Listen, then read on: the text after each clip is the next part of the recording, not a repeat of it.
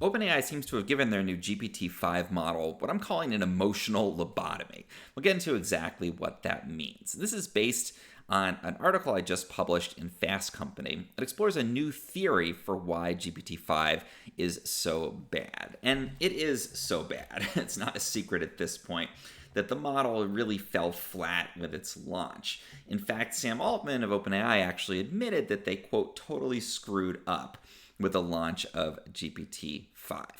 And I've tested it. I found that the responses are often kind of cursory and dull. It has kind of a curt tone to it. People have noted that it makes a lot of dumb mistakes, and it gives shortened answers to many queries. And some people have said, okay, it's probably a cost-cutting measure from OpenAI. I think there's some truth to that, but I actually have a different theory as to why GPT-5 is so bad. And that's basically that OpenAI has deliberately removed a lot of the emotional intelligence from the new model.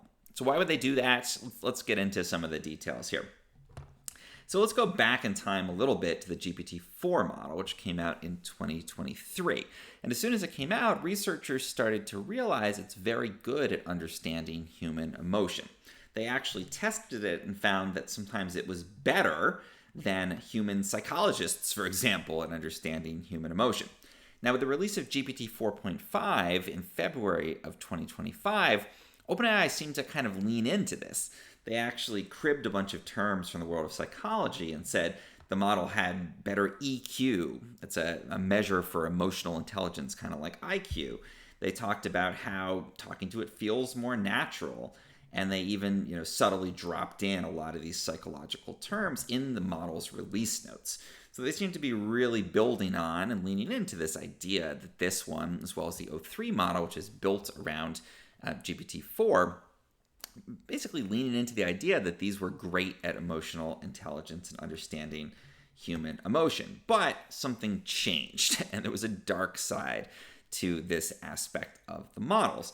And that is that people started to use them instead of humans for tasks like therapy.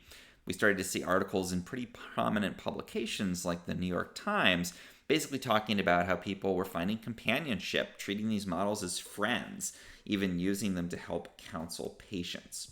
So this clearly freaked OpenAI out a little bit. Sam Altman went on several podcasts. He wrote a long post on X about this, basically talking about the dangers of what's being called AI psychosis.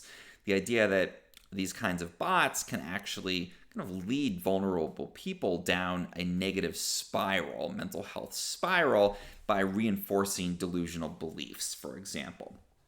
And Altman talked about how there's a lot of potential here, but a lot of danger. People are using these models in potentially self-destructive ways.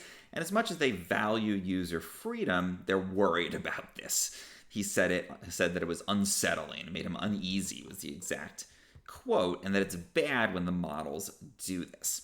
So fast forward to the release of the new GPT-5 model, and it appears that OpenAI has been putting those concerns about their model's performance with human intelligence into action. And specifically, the release notes for GPT-5 talk about the ways that they are essentially cutting back on the emotional intelligence of the model. And it's fairly geeky the way it's expressed, but they're saying that it's minimizing syncophancy. I believe that's how we pronounce it, but I'm not sure. It's such a jargony term. And what that essentially means is that they're trying to make the model tell people what they want to hear less, worry less about what the user thinks of the output, essentially, and just kind of stick to the facts, essentially. There's also this idea of safe completions, which basically means that instead of GPT-5 kind of either giving a full answer to a query or saying, nah, I'm not going to answer that, it kind of goes for a middle ground. It's almost a little evasive, or it tries to give a very broad and general response to a query that it deems to be potentially harmful. So it's kind of a little bit hard to understand why that would be a problem, but I think what it essentially means here is that before, you'd either get the full response from the bot, which is often laden with a lot of emotional intelligence and understanding and nuance and trying to kind of understand what you're coming at the problem with as a user.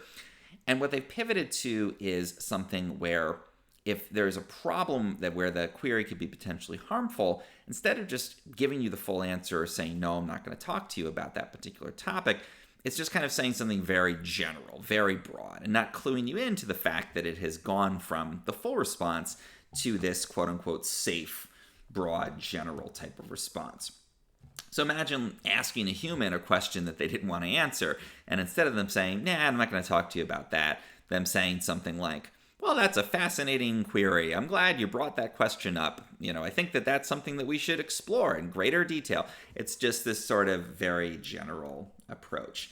And that, I think, has really contributed to this idea that GPT-5 has lost the spark that GPT-4 had.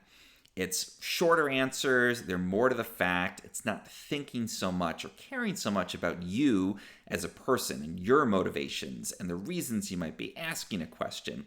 And when you do ask a question that it feels even a little bit uncomfortable answering, instead of telling you that outright or giving you the answer, it kind of becomes evasive and gives you this broad, general, not particularly useful response. And I've seen that in my own testing.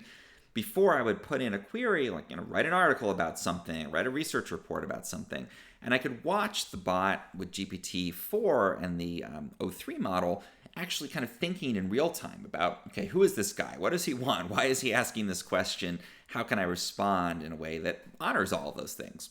Now, when I watch it go through the thinking model, it's really just sticking to the facts and trying to answer the details of the query. It's not considering me at all. And that results in a much less nuanced, and in many cases, much less useful response. And a lot of people are very angry about that.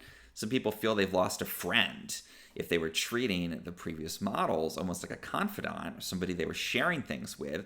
And now the new model, when they ask a question, just sort of says, fascinating question, I'll think more about that, and doesn't really give them an answer, or, it just doesn't seem able to understand what they're looking for. That's something where a lot of users, frankly, feel betrayed by it. And I think OpenAI was really caught off guard by that. Nick Turley from OpenAI said to The Verge that he was very surprised by the level of passion, in his words, that people had for some of the older models. So now OpenAI is in this position of having to backtrack. They're basically trying to make GPT-5, quote, for the exact thing, warmer and friendlier is what they're calling it. They're giving users more control over the personality of the model, and they're even restoring access to some of the old GPT-4 models. So essentially, I think what's happened here is that they built for emotional intelligence.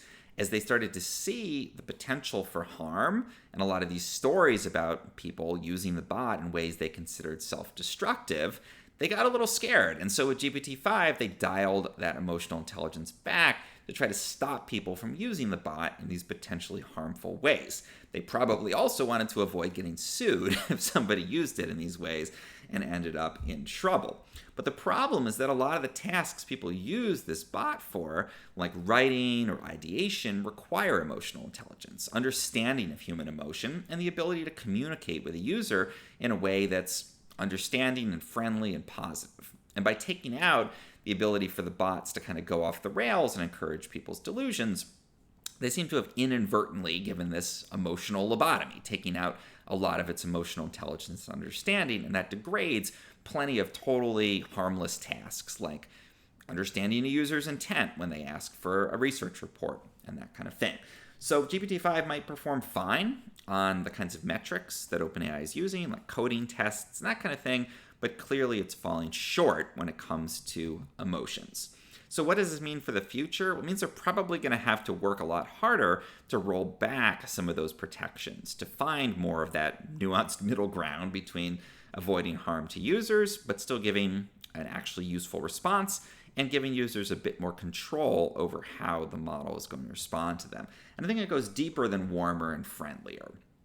It really gets into, again, having a model that understands you and also understands how to reproduce realistic versions of human emotion so that its responses are genuinely useful to you and useful to OpenAI in terms of not placing them in too much jeopardy. So that's my analysis here, just based on what's happened. Let me know in the comments what you think, and please make sure to follow this channel and also like this video if you want more analysis of everything happening in the world of AI. Also, head over to Fast Company. I'll be writing more and more about AI over there.